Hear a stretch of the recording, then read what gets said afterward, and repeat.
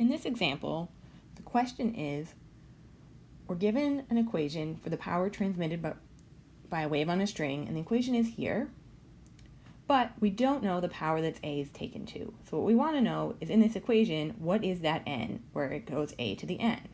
Now don't worry if you don't know what all these symbols are here in the equation. In fact, I took this equation from chapter 16, so it's a while before we'll get to know what all these variables mean.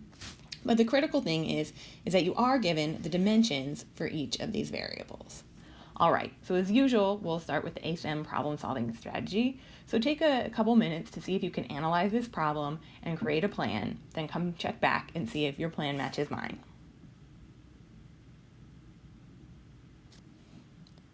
Well, I thought the goal was pretty straightforward in this problem: find n, the power that A is taken to.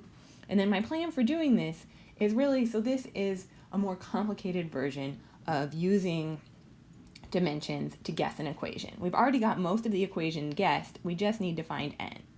And so we're going to use that the dimensions have to match across the equal sign, and we'll set up an equation that has, instead of all these variables, just the dimensions on the two sides of the equal sign. And that equation will have the n in it, and so then we'll use algebra with that equation with the dimensions to find n. So that's my plan. The next step is to execute the plan. So why don't you see if you can execute this plan on your own and check back and see if we've executed it the same way. So the first step here is to set up an equation with dimensions, and basically that just means plugging in the dimensions that I have here on the left into the equation here, and that's what I'll do now. So the left-hand side is pretty easy. That's just the power, and we already have all its dimensions. Mass length squared over time cubed, and then I'm going to set it equal to the dimensions of everything on the right-hand side.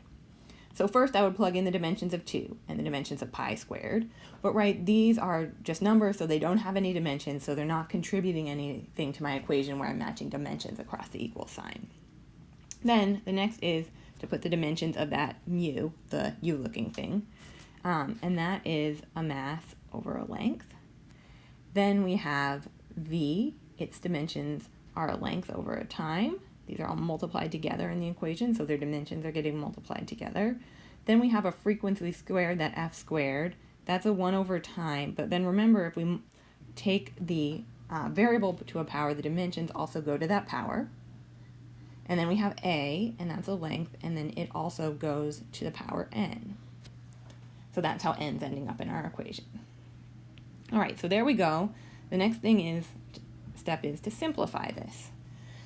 The left-hand side is already simplified. The right-hand side, we'll start with the numerator.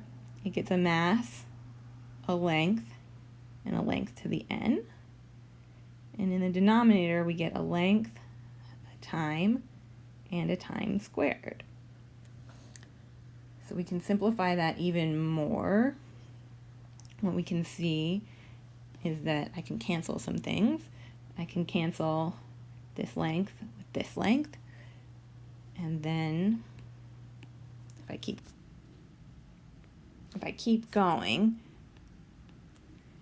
I get a mass, length to the n, and time cubed on the bottom. Now what I can do next is cancel across the equal sign. And if I do that, what happens is there's mass on both sides, that cancels, and there's time to the third on both sides, that cancels. And what that leaves me with is that a length is length squared equals length to the n. And then if I just look at this, I can see for this equation to actually be true, which means the dimensions match across the equal sign, this n must be 2. Then we'd have a length squared equals a length squared, and the equation would be true. So now I've finished my problem. N equals 2, put it in a box, and we're done. What this means is that if we wanted to find the power transmitted by a wave, this here would be an A squared.